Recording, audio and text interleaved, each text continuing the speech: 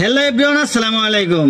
আজকে আমি আপনাদেরকে বলবো যে কেমন করে আমি বিদেশ আসলাম আর কেন আমি বিদেশ আসলাম। ধৈর্য সহকারে ভিডিওটা দেখবেন। ভিডিওটা ভালো লাগলে শেয়ার করে দিবেন, ভালো মন্দ কমেন্টে জানাবেন। আজ থেকে 3 বছর আগে আমি বিদেশ আসছি, 3 বছর হয়েছি।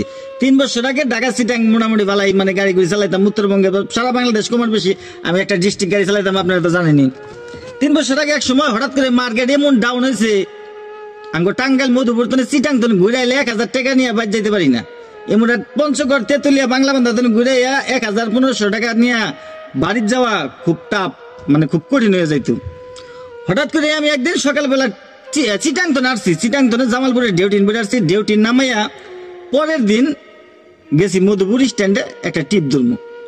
এর মধ্যে আমার হেলবারি আমলের এক বন্ধু চা খাইতেছে। ও 7 বছর বিদেশ করে গেছে, বিদেশ করে ছুটিতে গেছে। ওর সাথে দেখা হঠাৎ করে যাই আলাপ সালাপ পারলাম, গোলাগুলি করলাম। পরে ও কইতেছে বন্ধু চা খাও, আমি বললাম তুমি খাও, আমি বিল দিতেছি।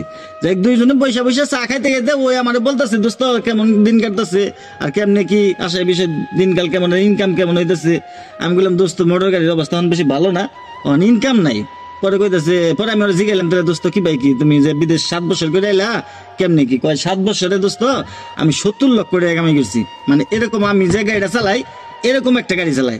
এই যে আমার হুই নাই দা এমন একটা লোভ ধরছে, ওই যে লোভে পাবে মৃত্যু। ওর কথায় অনুপয়সা থেকে আমি সিদ্ধান্ত নিলাম যে আমি বিদেশ যাম। আর কোনো আলাপ নাই, অন্তরে টিপ না ধরে গেছি ভাই। বাড়ির যে আমি আব্বা আম্মার সাথে কথা বললাম যে আব্বা ভালা কি মন্দ, গাড়ি তো দেশে মেলা চালাইলাম, জীবনে তো কিছু করতে পারি নাই, তাহলে আমি যে বিদেশ যাবার চাইতেছি কি কও। পরে আব্বা আসে আর বলে যে তুমি তো বাবা বিদেশ যা থাকতে পারবে না। বললাম কেন? বাবাই বলতেছে তোমার একটা মেয়ে আছে, মেয়ে থেকে তুমি বিদেশ থাকতে পারো না। তোমার মেয়ের আর আমি আমার মেয়ের এবং আমার বউ পোলাই বাবা মারে আমি খুব ভালোবাসি। বিশেষ করে আমার ছোট্ট একটা মেয়ে আছে, এই মেয়েটা খুব ভালোবাসি আমি। পরে বললাম না বাবা থাক পারবো, আমার মেয়ের ভবিষ্যৎ আছে এবং আমার ভবিষ্যৎ আছে, ভবিষ্যতের কথা চিন্তা করে আমার বিদেশ জানাবো, আমি বিদেশ যাম। আমার বাবা কইতেছে যদি তুমি বিদেশ যে থাকতে পারো তাহলে যাও, কোনো সমস্যা নেই। পরে গেলাম বাড়িয়ালি, বল বাড়িয়ালি কই বাড়িয়ালি এরকম জোর মোট দেয় না, বুঝলেন নাই। পরে যাই হোক, পরে বউরে কইলাম দেখ মেয়ের ভবিষ্যৎ আছে, আমার ভবিষ্যৎ আছে, তোর ভবিষ্যৎ আছে, ভবিষ্যৎ চিন্তা করে আমি বিদেশ যাবার চাই, তাহলে তুই কি কস? পরে কই দেখো যেটা ভালো হয় ওটা করো, আর কোনো আলাপ নাই। পরের দিন সকালে গেলাম টাঙ্গাইল পাসপোর্ট করবার নিয়ে। পাসপোর্ট করে পরে আমার এক পার্শ্ববর্তী এক দালাল দিয়া ভিসা লাগাইলাম। আমি যে কোম্পানির মধ্যে আইছি, পাসপোর্ট জমা দিলাম, 50,000 টাকা দিলাম। 2 মাসের মধ্যে আমার কাগজপাতি, বিদেশের ব্যাপারে সব কাগজপাতি কমপ্লিট। আর বিদেশে আসার সময় আমি এতটা কান্নাকাটি করছি আর এতটা খারাপ লাগছে আমার, এই কথাটা শোনেন ধৈর্য সহকারে। যেদিন পাসপোর্ট জমা দিছি সেদিন খুব ভালো লাগলো, যেদিন মেডিকেল করছি সেদিনও খুব ভালো লাগলো, যেদিন ফিঙ্গার দিছি সেদিনও খুব ভালো লাগলো, যেদিন আমার টিকিট দিছে, টিকিট কাটছে 8 দিন আগে টিকিট কাটছে আমার, যেদিন ফ্লাইট তার 8 দিন আগে টিকিট কাটছে। যেদিন তোর টিকিট কাটছে আমার দালাল খালি ফোন করে বললো শাহিন তোমার অমুক তারিখের ফ্লাইট, তোমার টিকিট কাটছি। খাইতে পারি না, ঘুমাইতে পারি না, মেয়াটা হাইপটা ধরে খালি সিক্কির পারি, অনুযায়ী কান্নাকাটি করি। আমার ঘুম তো দূরের কথা, আমার কোনো কিছুই ভালো লাগে না। এটা যারা প্রবাসী আছেন একমাত্র তারা বুঝবেন। এই প্রবাসে একটা জিনিসই কষ্ট, ছোট ছোট ছেলে মেয়ে রাইখা যারা এই পরিবার দেশ থুয়া এই বিদেশ করতেছে, একমাত্র আমার কথাটা তারাই বুঝবো। কলিজারা ফাইডা যায় এই পরিবারের কথা, এই ছোট ছোট বাচ্চাদের কথা মনে পড়লে কলিজারা ফাইডা যায়। যাই হোক, আমার 8 দিন খুব কান্নাকাটি করছি, খুব। কালকে আমার ফ্লাইট, কালকে সকাল 9টায় আমার ফ্লাইট, আজকের আগের রাত। সারা রাত আর ঘুমাই না, ওই মেয়েরা হাইপটা ধরে নেয়া, বুকে ধরে নেয়া, হাইপটা ধরে খালি কান্নাকাটি করি, বাড়িয়ালির ধরে কান্নাকাটি করি। আমি কেউ বুঝবার দিন আমার আব্বা আমার বুঝবার দিন আমার এতটা কষ্ট লাগতেছে, আমার জানি কি আড়াই গেতেছে গা জীবন, আমি জানি কোন জায়গায় গেতেছি গা, আমার খালি এরকম একটা ফিল হইতেছে। ভাই সকালবেলা ঘুমে ধরে উঠলাম, পরের দিন ফ্লাইট। সকালবেলা ঘুমে ধরে নামাজ টামাজ পড়ে পরে বাড়ির সবাই দাওয়াত মাওয়াত করে ছোটখাটো একটা অনুষ্ঠান করে সবাই খিলাইলাম। আমার পেটের মধ্যে আর ভাত জানা, আমার বাংলাদেশের ভাত পিঠে গেছে গা, আমার পেটের মধ্যে মুখ দিয়ে আর ভাত নামে না, গলা দিয়ে আর ভাত নামে না। এরকম করতে করতে সারাদিন গেল। তোর মার্কেট যাই, টুকটাক যা কিনার দরকার সব কিনলাম। কিনার পরে আমি আইতের 12টার সময় বাইতে না বাইরে, বাড়ি থেকে আইতের 12টার সময় বাইরে, সকাল 9টার সময় ফ্লাইট আমার। আমার যে ছোট মেয়েরা আছে, আমার মেয়ের বয়স এই সময় 4 বছর, এখন 7 বছর করছে। এই মেয়া থুয়ে আমি কোনো জায়গায় যাই না, আমি জেনে যাই হেনে মেয়াটা নিয়ে যাই, মধুপুর যাই তাও মেয়াটা নিয়ে যাই, যে জায়গায় যাই ওই মেয়াটা নিয়ে যাই। মেয়াটার কথা চিন্তা করে আমার কোনো কিচ্ছুই ভালো লাগে না, খাইতে পারি না, মানে কোনো আমার মনে হচ্ছে কি জানি। আর জানেন তো বিদেশ আসলে পরে মানুষ আসাটা সহজ, দেশে যাওয়াটা এত সহজ না, দেশে যাওয়া খুব কঠিন। নিজের ইচ্ছায় বিদেশে আসা যায়, আর পরের ইচ্ছায় দেশে যান আগে। পরে আইতের 12টার সময় বাড়ি এলাম, হাইরে কান্নাকাড়ি, হাইরে সিক্কির, আমি আমার সিক্কির কাটা দেহে চোখ মুখ সোজাতে নাল এত বড় বড় হয়ে গেছে। যাই হোক অনেক কষ্ট মষ্ট করে যাই বাড়িতে বাইরে এলাম আইতের 12টা বাজে।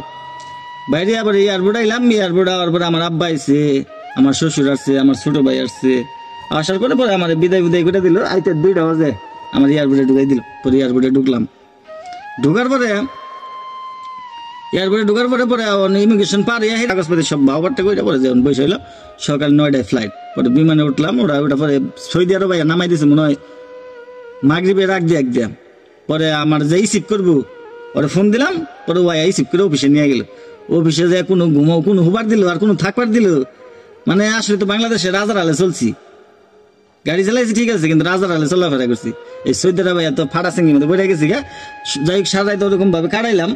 কাটানোর পর সকালবেলা 17-18 বছরের একটা ফুলায় ঝাড়ু নিয়ে এসেছি, কইতাছি রুম ঝাড়ু দিবা নাকি আমাদের। এই ঝাড়ু দিয়ে আমি রুম ঝাড়ু দিয়ে আর আমার চোখের পানি বেয়ে পড়ে যে কোন আইলাম 6 লাখ টাকা খরচ করে কোন জায়গার মধ্যে আমি আইলাম। দেশে আমি মানুষের দিয়ে কাজ করাইছি, আর এই 17-18 বছরের একটা ফুলায় আমার দিয়ে ঝাড়ু দেওয়াইতেছে, রুম ঝাড়ু দেওয়াইতেছে, বারান্দা মুরান্দা ঝাড়ু দেওয়াইতেছে। নতুন তো আমি বুঝি নাই, চোখ মুখ অন্ধ। মানে চোখ মুখ অন্ধ হইলে যেরকম একটা মানুষ নতুন বিদেশ আইলে ও এরকম। যাই হোক এরকম করে ঝাড়ু মারে দেওয়ার পরে বাড়ি থেকে ফোন দেয়, আমি কেউ সাথে কথা কইতে পারি না, আমার মুখ দিয়ে কথা পারি না, আমার বুকটা ফাইটাই দিচ্ছে।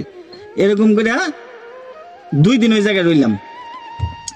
হওয়ার পরে আর দালালে আমার সাথে কি টাউটাম করছে জানেন, আমারে বলছে ড্রাইভারি ভিসা দিব, আর এটা দেখি লেবারি ভিসা, আমার লেবারি করাবো। আমার দালালে বলছে তোমার ভিসা মধ্যে ড্রাইভার সাওয়াক লেখা। আমি তো যাচাই করি না, 500 এলাকার পরিচিত লোকের ভিসা দিছি।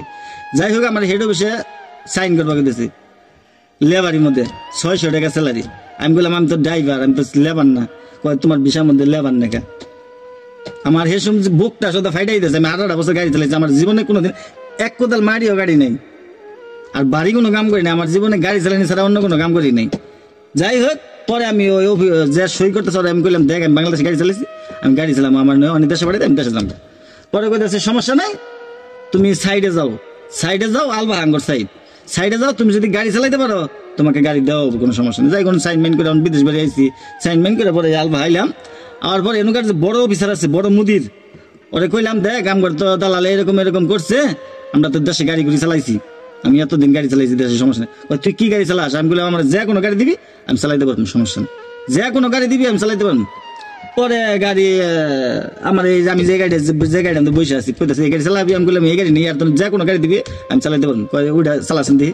পরে কি ওইটা স্টার্ট করে রান করছিলাম, চালাইলাম, চক্কর মক্কর দিলাম। পরে কইতেছে ওকে খালাস রুক।